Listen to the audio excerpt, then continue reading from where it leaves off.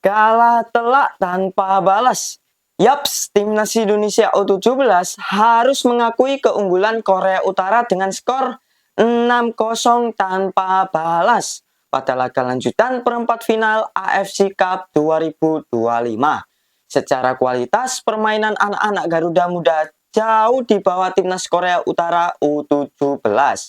Namun kita harus tetap memberikan apresiasi pada para pemain dan kepelatihan timnas Indonesia U17.